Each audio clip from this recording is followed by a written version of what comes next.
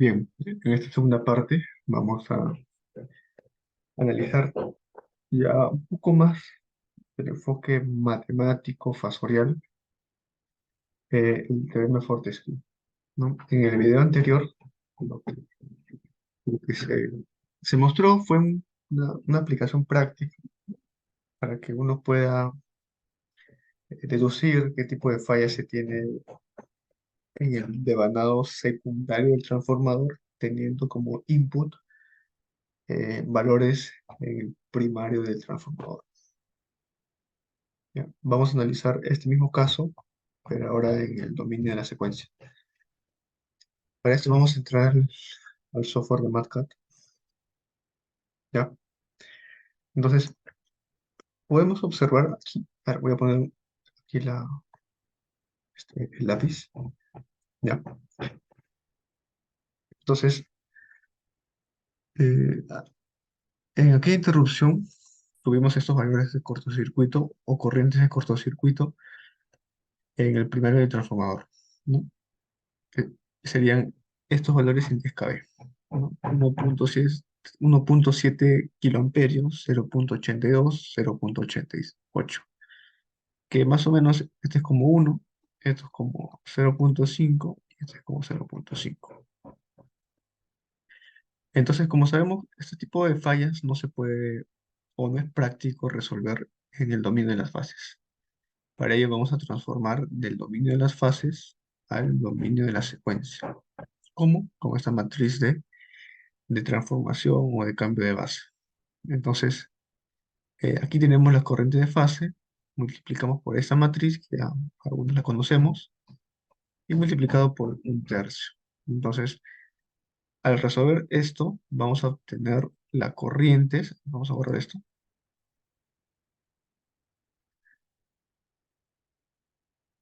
a ver, ya. Al resolver esa matriz, vamos a obtener pues el valor de la corriente, la fase A de secuencia cero, el valor de la corriente de la fase A de secuencia positiva y la de la secuencia negativa. Entonces, con esos valores nosotros podemos ver pues que en el dominio de la secuencia cero tenemos un valor de prácticamente cero. Ya, ahora vamos a explicar esto por qué. Una vez calculado el dominio, perdón, las corrientes en la secuencia, en el dominio de la secuencia de la fase A, vamos a calcular los valores para las fases B y los valores para la fase C en el dominio de la secuencia. Entonces, como sabemos por definición, pues las corrientes de secuencia cero son homopolares y prácticamente son idénticas, ¿no? Por eso pongo acá que la corriente I de cero es igual a I a cero.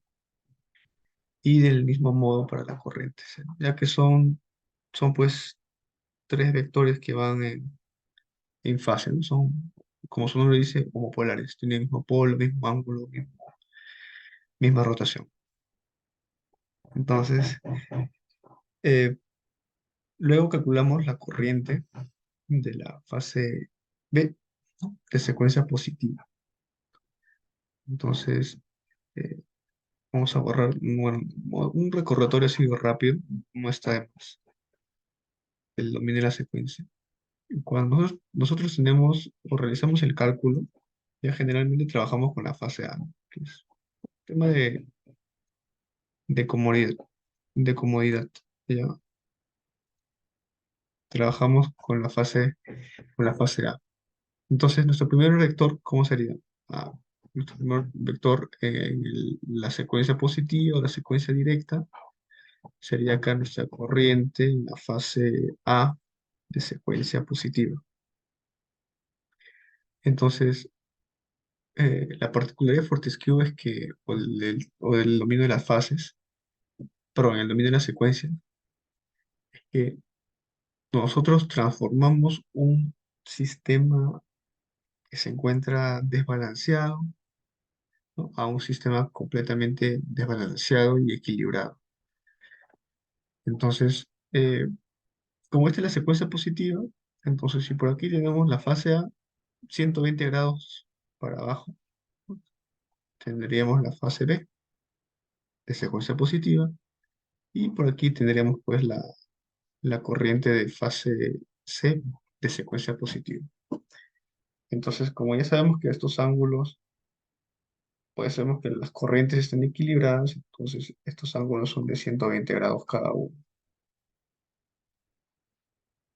Entonces, si nosotros ya tenemos este valor de aquí, ya, si nosotros ya tenemos este valor de aquí, entonces dices IA1 es igual a A cuadrado, ya, perdón, IB1 es igual a IA cuadrado y a la corriente de secuencia positiva.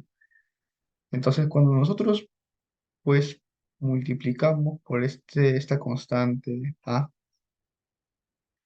que lo tenemos aquí, lo que estamos haciendo es rotar el vector en relación a una referencia. En este caso, nuestra referencia es la corriente A de secuencia positiva. Entonces, si nosotros multiplicamos por A, este vector rotaría hasta aquí. Si multiplicamos otra vez por A, o sea, por A cuadrado, ya obtendremos la posición de la corriente B en secuencia positiva, tal y como dice el teorema. Entonces, eso es lo que hacemos aquí.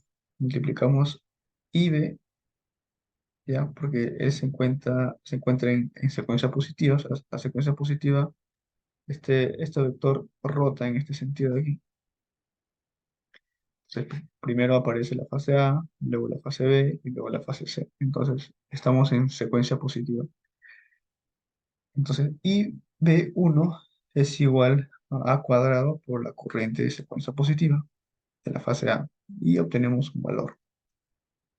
Del mismo modo, ya se analiza para la corriente de secuencia negativa.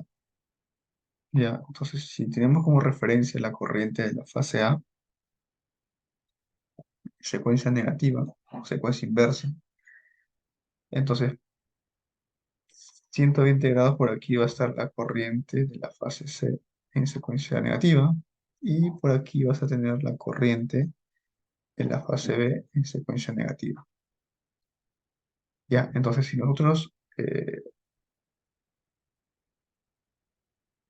nosotros hacemos o multiplicamos por un simple A, estaríamos rotando 120 grados a este vector. Como este vector gira en este sentido, entonces, y estamos en secuencia negativa, primero tenemos a la fase C y a la fase B, ¿no? Entonces nos encontramos en un sistema de secuencia negativa. Ahora tendremos estos valores de aquí. La fase, la corriente B de secuencia negativa multiplicado por A y por IA de secuencia negativa, o la corriente de la fase de secuencia negativa, obtenemos el valor de 0,847 kiloamperios. Todo está en kiloamperios. Del mismo cálculo, o de la misma forma, resolvemos para la fase C, ¿no? Obteniendo dichos valores.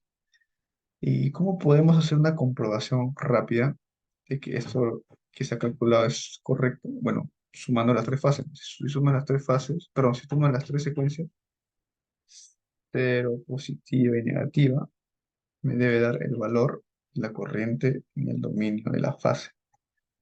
Y esto es así. Tenemos aquí 0,828 kiloamperios y por aquí tenemos en la fase B 0,8279 kiloamperios, aproximadamente igual. Bueno, el ángulo sí es, este sería, habría que calcular el complemento, ¿no?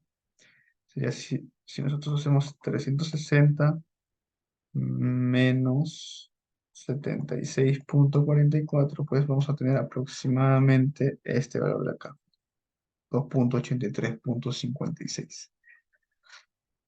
Ya, entonces,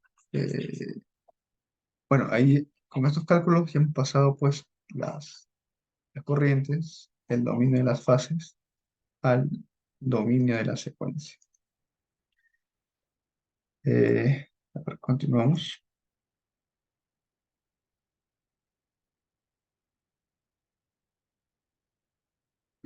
Continuamos.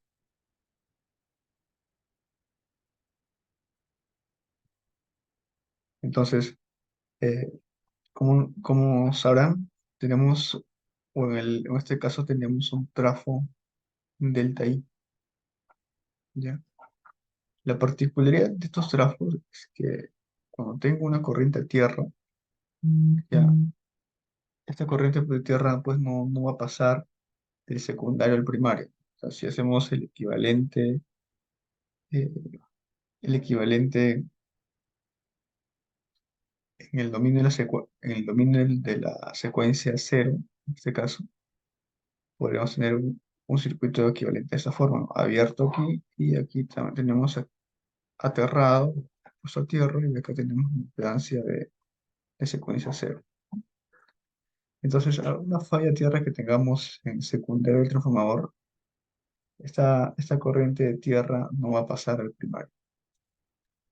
Entonces, dicho esto, eh, la corriente en 10 kV, o mejor dicho, en 22.9, podremos definir que sea cero. ¿Ya? Una vez que tengamos esta presunción hacemos porque estamos calculando de la fuente, o sea, esta es la fuente, hacia la falla, ¿ya? Ya que si realizamos el mismo cálculo al revés, de las fallas en la fuente, y ahí sí va a ser notorio y claro que esa corriente de secuencia modular va a ser cero, ¿no? hacia hacia el primario del transformador. Entonces, si ya sabemos que esta corriente o la corriente en la fase A de secuencia cero es en el lado de 22.90, también será cero para las otras fases en el dominio de la secuencia, ¿no? Por definición del teorema de Fortescue. Algunos también lo conocen como Stokes o componentes simétricas,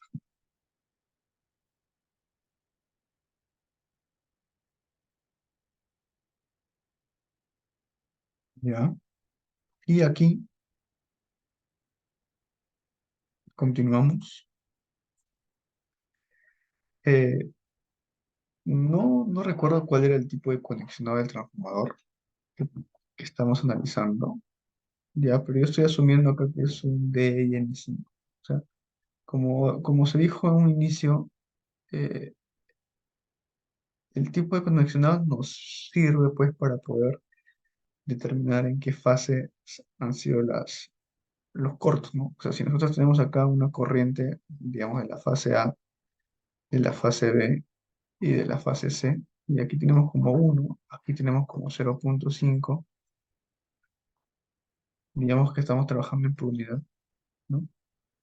Para nosotros poder determinar la falla en qué fase ha sido en el secundario del transformador, pues va a depender en primera instancia del grupo de conexión estructural y también de las transposiciones si es que existiese en el transformador, ya sea en el secundario, no sé, de repente la falla está por aquí, por acá hay transposición, o de repente en el lado del 10 kV también hay transposición, no lo sé.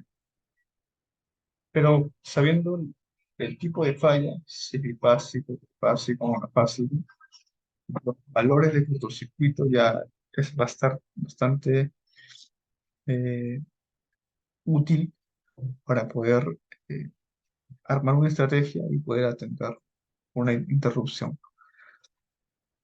Entonces, aquí lo que vamos a hacer solamente es transformar las corrientes de fase de 10 kV a 22.9. Como ya teníamos calculado nuestras corrientes en el dominio de la secuencia en 10 kV, solo nos queda transformar a 22.9. Entonces,